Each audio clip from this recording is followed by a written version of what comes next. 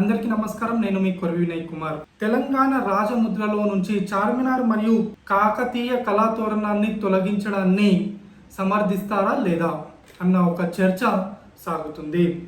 అయితే తెలంగాణలోని కాంగ్రెస్ ప్రభుత్వం తెలంగాణ రాజముద్రలో నుంచి చార్మినార్ను మరియు కాకతీయ కళాతోరణాన్ని తొలగించి ఆ స్థానంలో అమరవీరుల స్తూపాన్ని పెట్టి విడుదల చేయడం జరిగింది.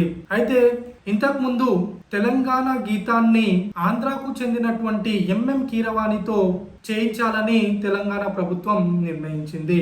అయితే దాన్ని తీవ్రంగా తప్పుపట్టినటువంటి బీఆర్ఎస్ పార్టీ దాన్ని రాజకీయ అంశంగా మలుచుకోవాలని చూసింది. కానీ ప్రజల నుంచి పెద్దగా మద్దతు రాకపోవడంతో ఈలోపే తెలంగాణ ప్రభుత్వం రాజముద్రలో నుంచి చార్మినార్ను మరియు కాకతీయ కళాతోరణాన్ని తొలగిస్తూ నిర్ణయం తీసుకోవడంతో దీన్ని రాజకీయ అంశంగా మలుచుకోవాలని బీఆర్ఎస్ ప్రయత్నించింది. ఇందులో భాగంగానే BRS party working president KTR వెంటనే చార్మినార్ వద్దకు చేరుకొని నిరసన వ్యక్తం చేయడం జరిగింది. అయితే జూన్ 2న తెలంగాణ రాష్ట్ర ప్రభుత్వం తెలంగాణ గీతంతో పాటు తెలంగాణ రాజముద్రను ఆవిష్కరించాలని నిర్ణయించింది. కానీ కొన్ని రాజకీయ పార్టీలు చార్మినార్ మరియు కాకతీయ కళాతోరణాన్ని తొలగిస్తూ తెలంగాణ ప్రభుత్వం తీసుకున్నటువంటి నిర్ణయాన్ని వ్యతిరేకించడంతో తెలంగాణ రాష్ట్ర ముఖ్యమంత్రి రేవంత్ రెడ్డి సర్కార్ వెనక్కు తగ్గింది. అయితే దీనిపై త్వరలోనే అన్ని పార్టీలతో సంప్రదించి ప్రజాసేకరణ చేపట్టి నిర్ణయం తీసుకుంటామని తెలపడం జరిగింది. అయితే చార్మినార్ను తొలగించడాన్ని భారతీయ జనతా పార్టీ మాత్రం సమర్థించింది. ముందు నుంచి కూడా నిజాం కట్టడాలకు కొంత వ్యతిరేకంగా ఉండేటువంటి బీజేపీ పెద్దగా ఎవరిని కూడా ఆశ్చర్యానికి గురి చేయలేదనే చెప్పుకోవాలి. కానీ ఎంఐఎం పార్టీ తీవ్రంగా వ్యతిరేకించింది. కానీ ఎక్కడ కూడా నిరసన వ్యక్తం చేయలేదు. కేవలం తమ సోషల్ మీడియాలో మాత్రమే ఒక పోస్ట్ను పెట్టి వదిలేసింది. అయితే ఎంఐఎం పార్టీ కంటే ముందే బీఆర్ఎస్ పార్టీ దీనిపై రియాక్ట్ అయ్యింది. అయితే దీనికి ముఖ్య కారణం కూడా లేకపోలేదు. తెలంగాణలో ప్రస్తుతం అతి త్వరలోనే స్థానిక సంస్థల ఎన్నికలు రానున్నాయి. ఒక ఏడాదిన్నర 2 సంవత్సరాల తర్వాత జిహెచ్ఎంసీ ఎన్నికలు కూడా రానున్నాయి. ఇందులో భాగంగానే కేటీఆర్ ముందుగా చార్మినార్ వద్దకు చేరుకొని నిరసన వ్యక్తం చేసినట్లు అర్థమవుతుంది. మొన్న జరిగినటువంటి తెలంగాణ అసెంబ్లీ ఎన్నికల్లో మెజారిటీ ముస్లిం మైనారిటీలు కాంగ్రెస్ పార్టీ వైపు మొగ్గు చూపారు.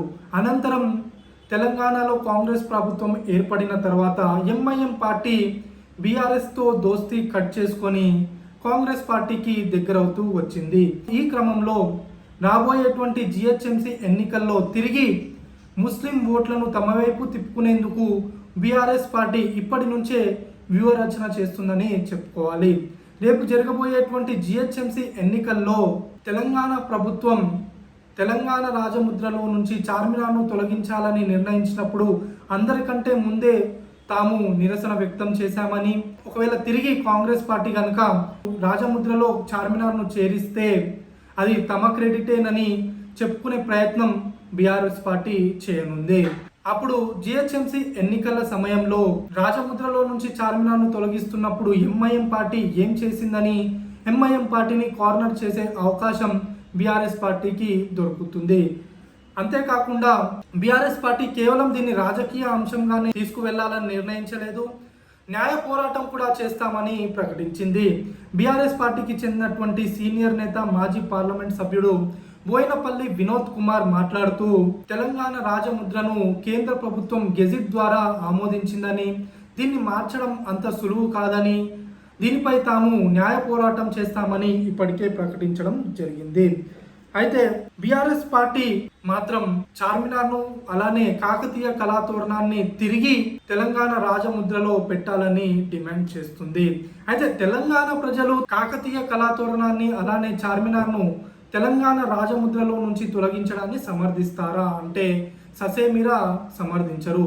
ఎందుకంటే తెలంగాణ ప్రజలు లేదా ఎవరైనా సరే ఎక్కడికైనా వెళ్ళినప్పుడు మీరు ఎక్కడి నుంచి అంటే తెలంగాణ నుంచి, హైదరాబాద్ నుంచి అన్నప్పుడు మొట్టమొదటగా గుర్తొచ్చే ప్రాంతం, మొదటగా గుర్తొచ్చే కట్టడం ఏదైనా ఉంది అంటే అది చార్మినార్ మాత్రమే. ఎవరైనా సరే ఈజీగా గుర్తుపట్టేది చార్మినార్నే. అలాంటి చార్మినార్ను తెలంగాణ రాజముద్రలో నుంచి తొలగించడాన్ని తెలంగాణ ప్రజలు, ముఖ్యంగా హైదరాబాద్ ప్రజలు జీర్ణించుకోలేరని చెప్పుకోవాలి. ఇక కాకతీయ కళాతోరణంని కూడా తొలగించడాన్ని వరంగల్ ప్రజలు, తెలంగాణ ప్రజలు ససేమిరా ఒప్పుకోరు.